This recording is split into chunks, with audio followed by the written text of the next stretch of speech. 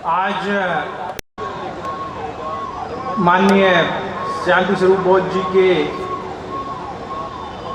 स्मृति दिवस पर, दूसरे स्मृति दिवस पर हम लोग यहाँ पहुँचे हैं। और क्योंकि बीच में 2 साल कोरोना काल था, तो सही में ये एक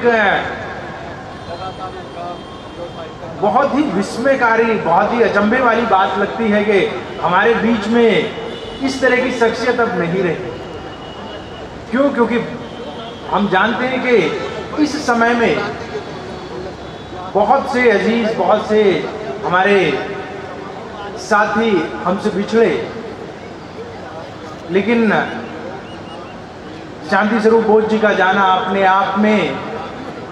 एक बहुत बड़ा नुकसान, बहुत बड़ा धक्का समाज के लिए रहा। मेरा भी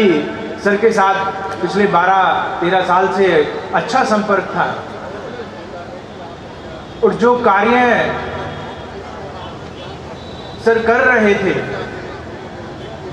खासतौर पे साहित्य के क्षेत्र में उन्होंने जो कार्य किया है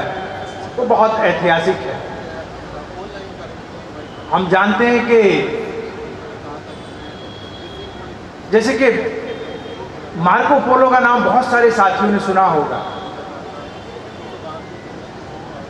उनके लिए कहा जाता है कि ये वो व्यक्ति थे जिन्होंने दुनिया का लगभग पहली बार चक्कर लगाया। लेकिन ये बात उतनी सही नहीं है।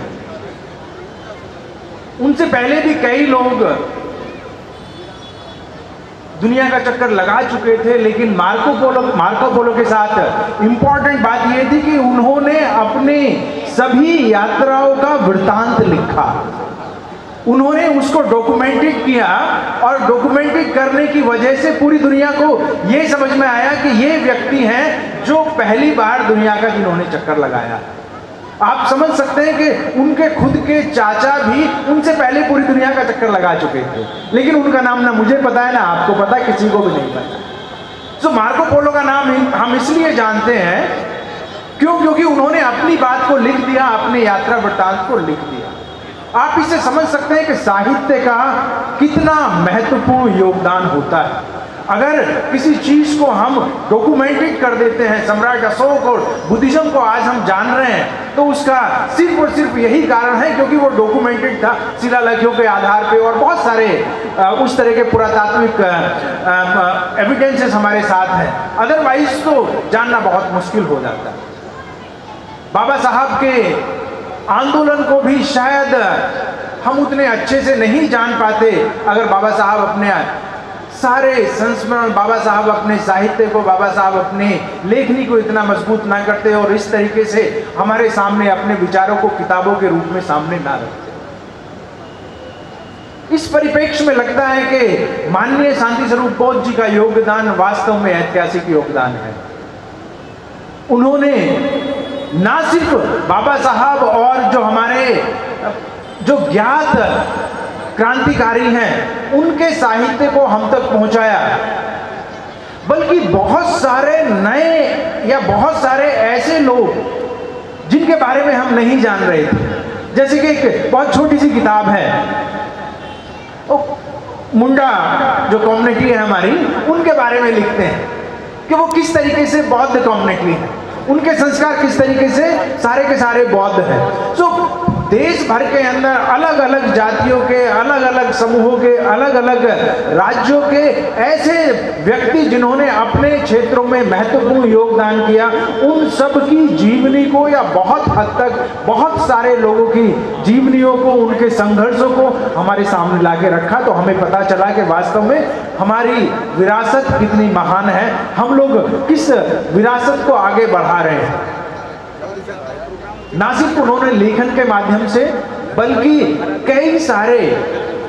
अन्य महत्वपूर्ण कार्य किए, जिनकी वजह से मुझे लगता है कि शांति स्वरूप बोध जी सिर्फ एक व्यक्तित्व ही नहीं रहे, बल्कि एक संस्था के रूप में परिवर्तित हो गए।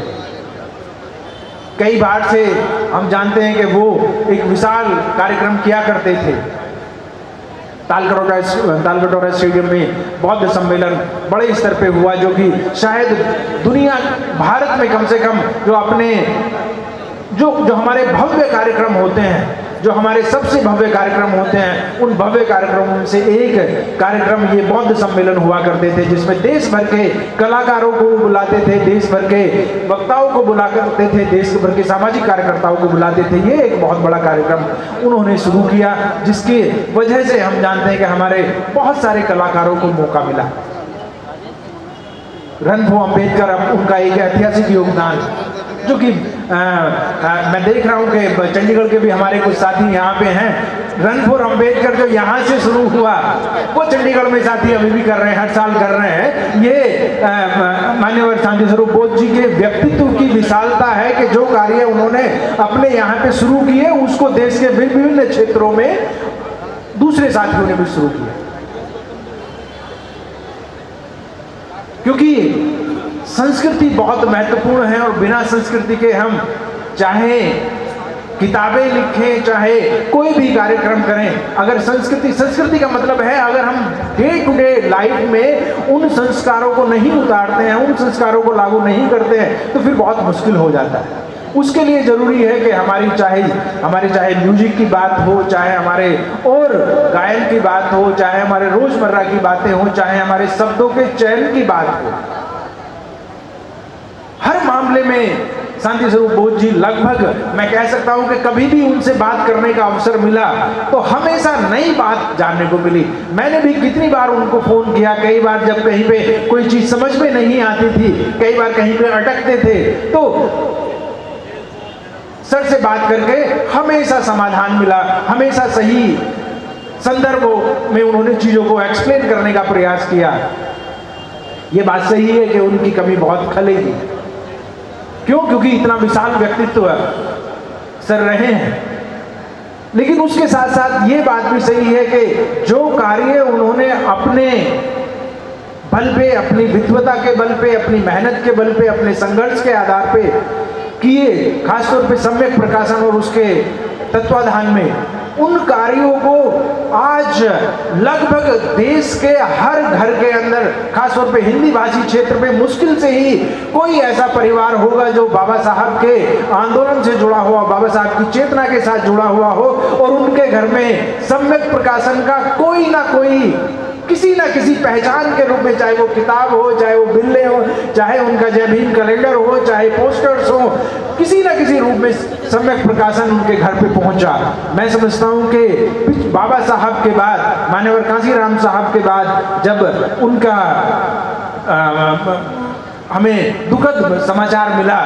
जितना देश के अंदर जिस तरह की संवेदना, जिस तरह का दुख की लहर पूरे देश के अंदर गई, वो अपने आप में एक बहुत बड़ा अवसर था, जब हम लोगों ने अपने आप को इकट्ठा महसूस किया, अपने आप को सिनराइज महसूस किया कि हाँ, किस तरीके से हमारी ताकत बढ़ी है। उस दिन शायद देश के लाखों लोगों ने अपने जो सोशल मीडिया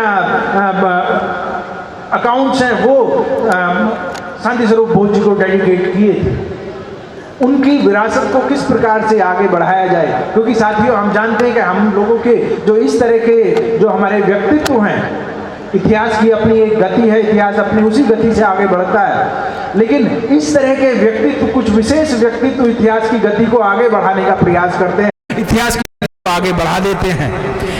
माननीय शांति स्वरूप बोध जी को वास्तव में इसी रूप में देखा जाएगा कि उन्होंने बुद्धिज्म, उन्होंने बहुजन आंदोलन की खासतौर पे जो उसका सांस्कृतिक, उसका जो साहित्यिक पक्ष है, उसको बहुत तेजी से आगे बढ़ाया, और पूरे देश के अंदर अपने लिए, सिर्फ देश के अंदर ही नहीं, विदेश, देश विदेश के अंदर अपने लिए एक मुकाम हासिल किया। मैं समझता हूं कि उनको याद करने का तरीका, उनको स्मरण करने का तरीका सबसे अच्छा ये होगा कि जिस उद्देश्य को वो आगे बढ़ा रहे थे, साहित्य के क्षेत्र में, संस्कृति के क्षेत्र में, कला के क्षेत्र में जिस उद्देश्य को आगे बढ़ा रहे थे, उस उद्देश्य को हमें भी आगे बढ़ाना चाहिए और सम्यक प्रकाशन को नई ऊंचाइयों तक पहुंचाना चाहिए। खासतौर पर उनके दोनों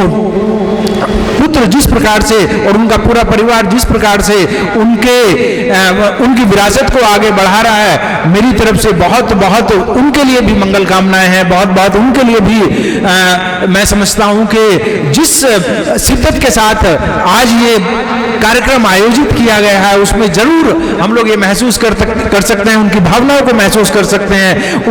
उन संवेदनाओं को महसूस कर सकते हैं। सम्यक प्रकाशन को आगे बढ़ाएं, मान्य शांति स्वरूप बोध जी के जो विचार हैं उनको आगे बढ़ाएं। और अगर हम सामूहिक रूप से, मेरा ये प्रस्ताव है, अगर सम्यक प्रकाशन चाहे तो इसमें आगे बढ़ सकता है कि हमें माननीय शांति स्वरूप बोध जी के नाम से कोई पुरस्कार या कोई इस तरह का अवार्ड जो है खासतौर पे शिक्षा के क्षेत्र में जरूर स्थापित करना चाहिए, जिससे कि उनकी याद को, जिससे कि उनके विचार को चिरस्थायी बनाया जा सके। इन्हीं शब्दों के साथ मैं अपनी बात को समाप्त करूंगा। जय भीम, नमो बुद्धाय।